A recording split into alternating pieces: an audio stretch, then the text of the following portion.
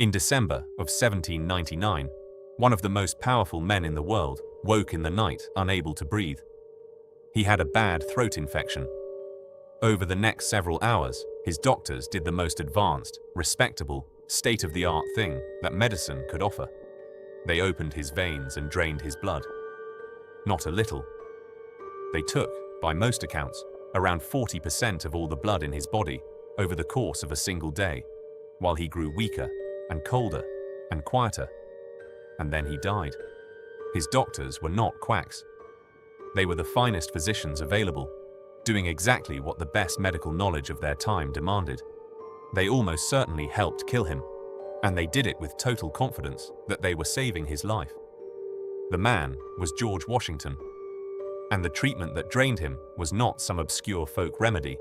It was the single most common medical procedure in human history, practiced for over 2,000 years, across almost every civilization, defended by the greatest medical minds who ever lived, and wrong, catastrophically wrong, for almost the entire time. This is the story of bloodletting, and of the beautiful, elegant, completely mistaken idea that kept it alive for 2 millennia.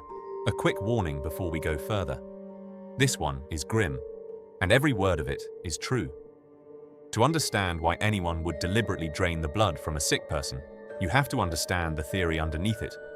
Because it was not stupidity, it was a system, a wrong system, but a genuinely brilliant one. And it ruled medicine for longer than almost any idea in human history. The ancient Greeks proposed that the human body was governed by 4 fluids, which they called the humours: blood, phlegm, yellow bile, and black bile. Health, they believed, was a perfect balance between these 4. Illness was an imbalance. Too much of one, too little of another. And this single idea was so satisfying, so complete, that it became the foundation of Western medicine for the next 2,000 years. It explained everything. Your personality, your moods, your diseases. All of it came down to the balance of your humours. It is where we still get words like sanguine and phlegmatic and melancholic, which literally means black bile.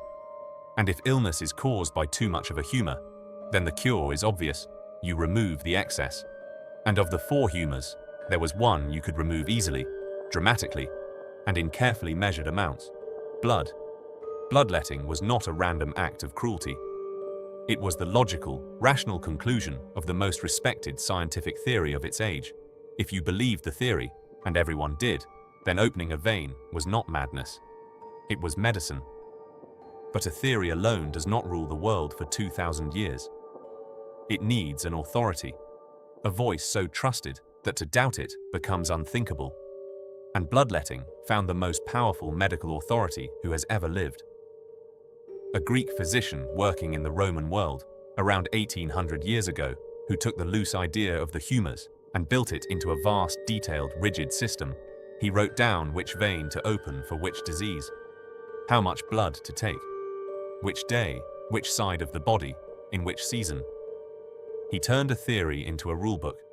His name was Galen, and his authority became so total that for the next 1,500 years, to contradict him was not a medical disagreement, it was heresy. Medical students did not test his claims. They memorized them.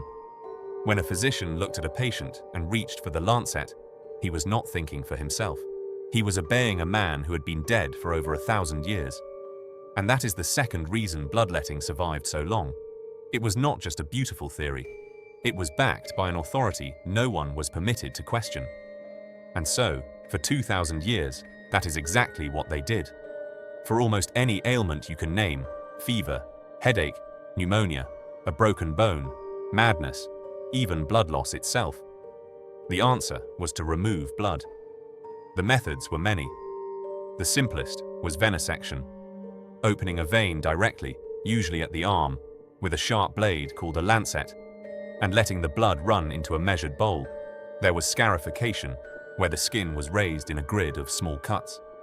And there was cupping, where heated glass cups were placed on the skin to draw the blood to the surface. There is a detail here that still touches your daily life, and you have almost certainly walked past it without knowing. Physicians came to see the actual cutting as beneath them, messy manual labor, unfit for a learned man. So who did it instead? The barber. The man with the sharpest blades and the steadiest hand in the village already had the tools.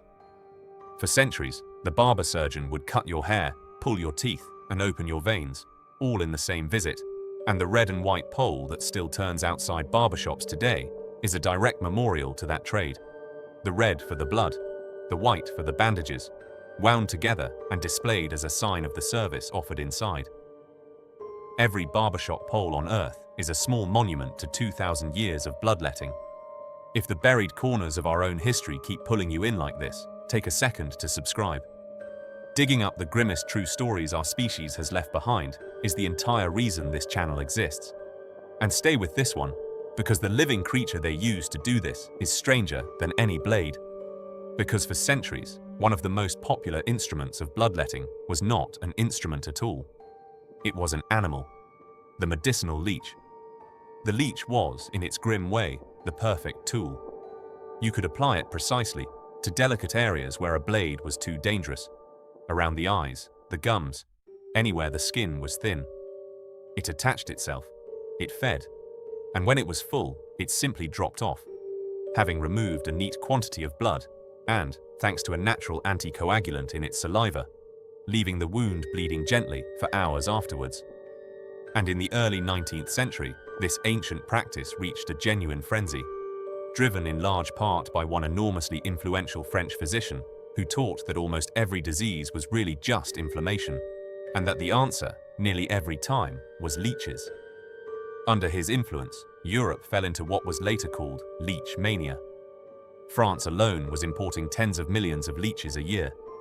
There were leech farms. There were leech collectors, often women, who waded into ponds and used their own bare legs as bait, letting the creatures attach before pulling them off to sell. Think about the scale of that. An entire European industry, employing thousands, built around a worm that drinks blood, because the finest medical science of the age was certain it cured disease. And here is the part that is genuinely difficult to sit with. Bloodletting did not work. In the overwhelming majority of cases, taking blood from a sick and weakened person does nothing to help them and a great deal to harm them. It lowers blood pressure. It deprives the body of the very cells it needs to fight infection and carry oxygen, and it pushes an already struggling patient closer to collapse. For the vast majority of the diseases it was used on, for the vast majority of 2,000 years, it was not just useless. It was actively making people worse, and in many cases, killing them. So why did it survive for so long? Why did the greatest doctors in history not simply notice that it did not work? The answer is one of the most important and unsettling ideas in all of medicine, and it explains far more than just bloodletting. When a patient was bled and then recovered, as most patients, with most illnesses, eventually do on their own, the physician credited the bloodletting. The recovery was proof the treatment worked. But when a patient was bled and then died, the physician concluded that the disease had simply been too severe, or that they had not bled the patient soon enough, or thoroughly enough. The death was never evidence against the treatment. Every recovery confirmed it. Every death excused it. There was no possible outcome that could prove the theory wrong, and so, for 2,000 years, nothing ever did. This is the trap that human reason falls into without a specific tool to escape it, and that tool is the controlled comparison. The simple, radical idea of taking two similar groups of patients, treating one and not the other, and honestly counting who does better. For almost the entire history of bloodletting, nobody did this. They did not need to. They already knew it worked, because the theory was beautiful and the authority was absolute. When someone finally did do it, the results were devastating. In the 1830s, a physician in Paris did something that sounds almost too obvious to be revolutionary. He kept careful records. He gathered large numbers of patients with the same disease, pneumonia, tracked which ones had been bled and which had not, and simply counted how many in each group survived. He called it the numerical method. And the numbers told a merciless story. Bleeding the patients did not help them. In many cases, it plainly harmed them. For the first time in 2,000 years, The most respected treatment in the history of medicine had been made to face an honest count, and it fell apart. It had never been holding anyone up. It had been quietly pulling them down the entire time. That single, unglamorous act, counting the dead honestly, in groups, without deciding the answer in advance, is one of the foundation stones of all modern medicine. It is the ancestor of every clinical trial run today. And it took 2,000 years for anyone to do it, because for 2,000 years, everyone already knew they were right. Even then, bloodletting did not vanish overnight. 2,000 years of certainty does not evaporate because of a few inconvenient tables of numbers. It faded slowly, grudgingly, across the later 19th century, defended by old physicians who had built their entire careers on it, right up until the germ theory of disease finally offered a picture of illness so much more accurate that the humours could no longer survive. There is a strange final irony to all of this. The leech and the deliberate removal of blood have quietly returned to modern medicine, but for real, specific, tiny reasons.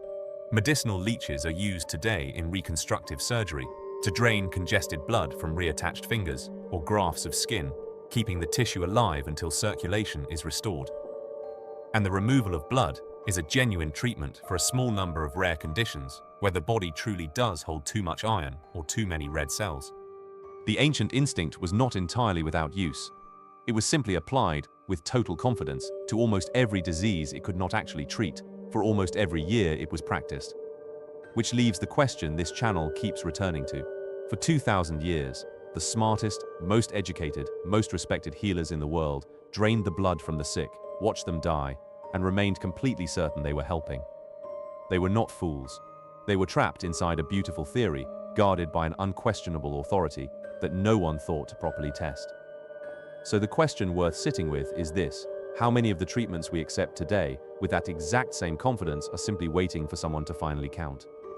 Tell us what you think down in the comments.